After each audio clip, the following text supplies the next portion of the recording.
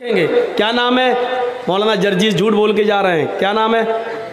Passport Suleman साहब के नाम से बनवा लिया है जर्जीस। भागना है। मोदी साहब ने ऐलान कर दिया जर्जीस साहब जहाँ मिले उनको पकड़ो। जर्जीस साहब भाग रहे हैं। सुलेमान के नाम से पासपोर्ट बना दिया। जैसे ही गए एयरपोर्ट पे फिंगरप्रिंट लिया जा रहा, जैसी उंगली रखी उसमें नाम आ गया मोहम्मद जर्जीस। कहाँ जा रहा है? तो सुलेमान नहीं जर्जीस है। मेरी उंगलियों के फिंगर आपकी उंगली आपके फिंगर से अलग हैं और पूरी दुनिया में करोड़ों नहीं अरबों इंसान है और सबका एक दूसरे से अलग है। एक हो ही नहीं सकता। ये अल्लाह, ये एक उंगली का कमाल है। देख रहे हैं आप इसमें कितने जर्रात हैं। कोई साइंटिस्ट बना देगा इस उंगली को। कौन था इससे पहले? अमेरिका का ट्रंप। अब एक और आ गया। ये बेचारा कुछ सीधा है, सही है। अल्लाह इसके दिल में और रहम डाल दे। तो चाहे कितनी तरक्की कर लें लेकिन एक जैसा नहीं बना सकते। एक जैसा। अल्लाह कह रहा है उंगलियों का पोर नहीं, पोर में जो फिंगर होते हैं, जो निशानात होते हैं, हम उसको भी वैसे ही दोबारा बनाने पर कादिर है। तू हड्डी की बात कर रहा है? तो हड्डी की बात। जैसे यहां फिंगरप्रिंट से तुम इंडिया छोड़ के पाकिस्तान नहीं भाग सकते हो, पाकिस्तान छोड़कर श्रीलंका और इंडोनेशिया नहीं भाग सकते हो, वैसे ही दुनिया छोड़कर कयामत के दिन मरने के बाद तुम सोचो कि हम मर सड़कर मिट्टी मिल जाएंगे और हम अल्लाह के सामने पेश नहीं हो पाएंगे, छुप जाएंगे। छुप नहीं सकते। और जो लोग इंडिया छोड़ के भागे हैं वो भागे नहीं हैं, भगाए गए हैं। अगर कोई गवर्नमेंट ये चाह ले कि हमारे यहाँ से कोई आदमी न जाए तो मौलवी जर्जीस इस कुर्सी से उठकर, अगर गवर्नमेंट ये चाह ले कि हम कहीं न जाने दें तो हम जिस घर से आ रहे हैं उस घर में भी नहीं जा सकते हैं। इंडिया छोड़ के जाना तो बहुत दूर की बात है, बहुत दूर की बात। अगर कोई चाह ले। इतना फेमस आदमी कैसे चला गया? कैसे? वो तो अच्छा हुआ डॉक्टर जाकिर नाइक केस से पहले ही चले गए थे। केस तो बाद में हुआ था और अगर कहीं यहाँ रहते तो वो भी नहीं जा पाते। वो तो उस अल्लाह के बंदे पर अल्लाह की क्या मदद है। अल्लाह रब्बुल आलमीन की गैबी मदद ना आज तक आए नहीं होते बाहर।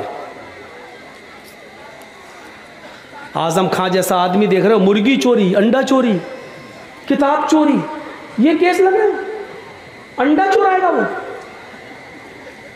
कितनी खोपड़ी खराब हो गई है।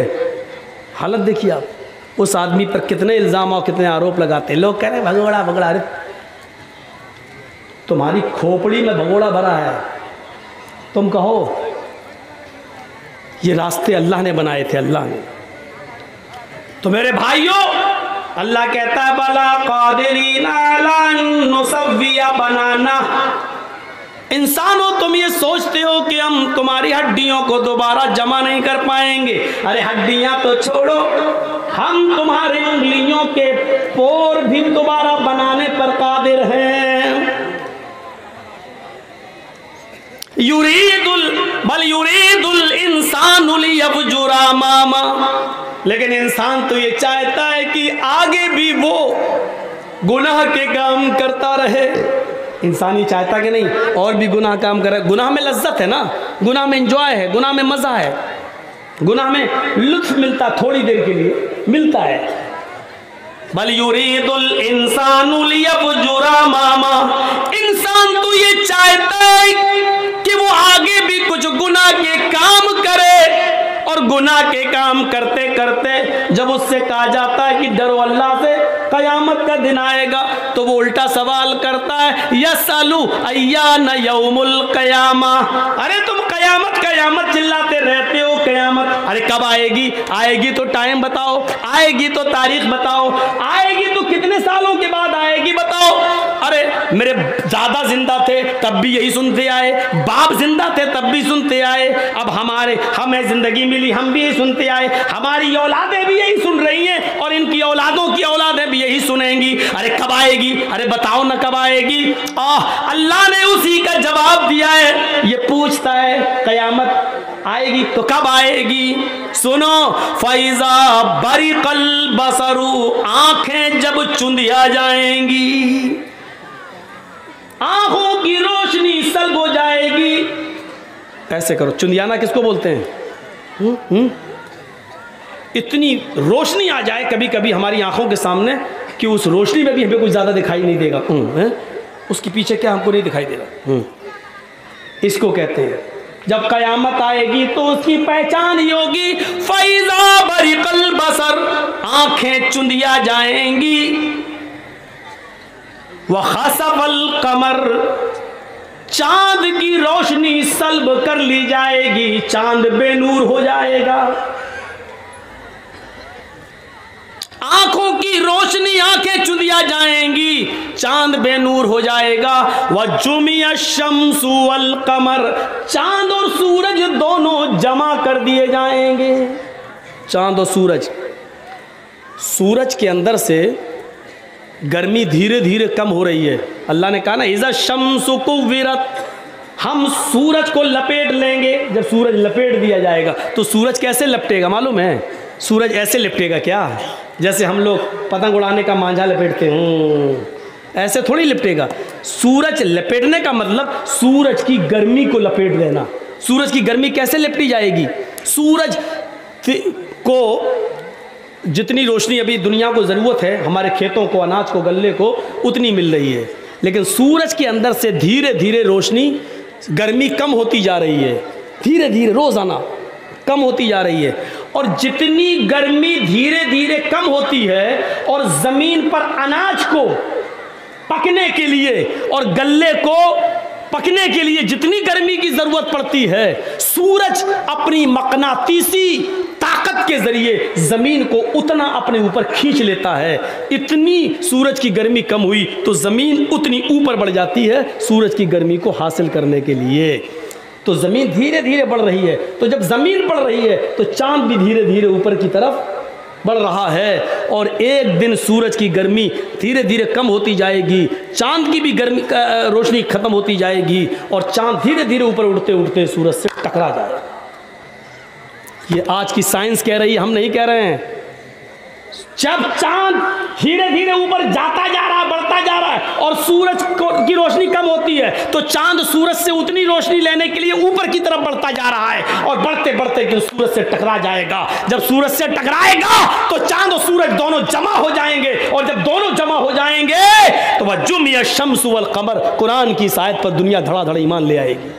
है अल्लाह ने 1400 साल पहले कह दिया, चांद और सूरज जमा कर दिए जाएंगे और ये दोनों जब जमा होकर आएंगे तो चांद में तो उतनी गर्मी है नहीं, वो तो ठंडा है, सूरज उसको पिघला देगा और सूरज सीधे चांद और सूरज की टक्कर जब होगी तो सूरज जमीन पर गिरेगा और सूरज जब जमीन पर गिरेगा तो जमीन पर पानी ही पानी होगा और जमीन पर जब पानी पानी होगा तो सूरज इस पानी पर गिरेगा तो सूरज के अंदर जलने वाली एक गैस है जो जलेगी और जलाने वाली एक गैस है जो जलाएगी। जलने और जलाने वाली दोनों ऑक्सीजन जब अपना अपना काम करेंगी तो पानी में भी आग लग जाएगी।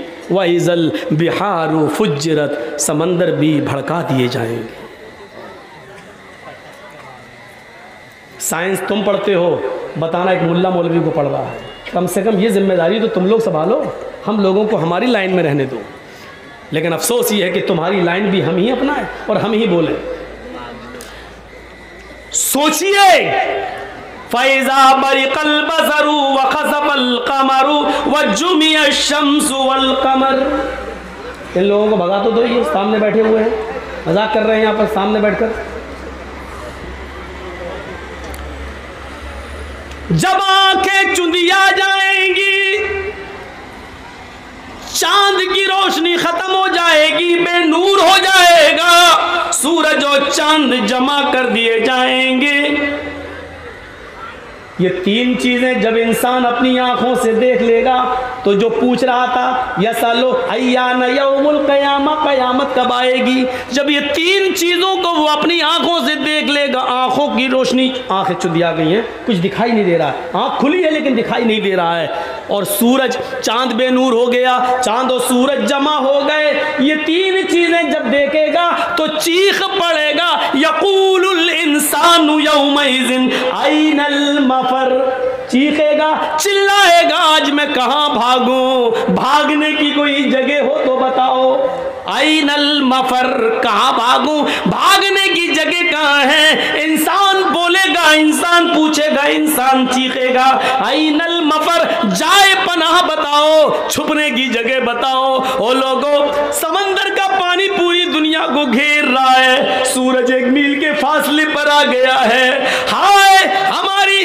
गर्दनों से पसीना टपक टपक कर जमीन पे गिर रहा है, पसीने में हम डूब रहे हैं, कोई टखने के बराबर, कोई पिंडली के बराबर, कोई घुटनों के बराबर, कोई कमर के बराबर, कोई उसी में गोता लगा रहा, ऐनल मफर, कहाँ भागूं, ओ लोगों मुझे भागने की जगह बता दो, ओ लोगों मुझे जाए पनाह बता दो, कल्ला ला वज़र, आज कोई जाए फरार नहीं है, भागने की कोई जगह नहीं है, जहां हो वहीं रहो, भागने की सारे दरवाजे बंद, तुम्हारे मकान भी गिर गए, तुम्हारी दुकानें भी गिर गईं, जब जमीन में जलजला आ गया तो सारी चीजें तास नहास, पहाड़ अपनी जगह से हट गए, सारी चीजें अपनी जगह से खत्म हो गई हैं, अब तुम छुपना भी चाहो तो कहीं छुप नहीं सकते, कल्ला ला वज़र, आज भागने की कोई जगह नहीं है, युनब्बउल इंसानु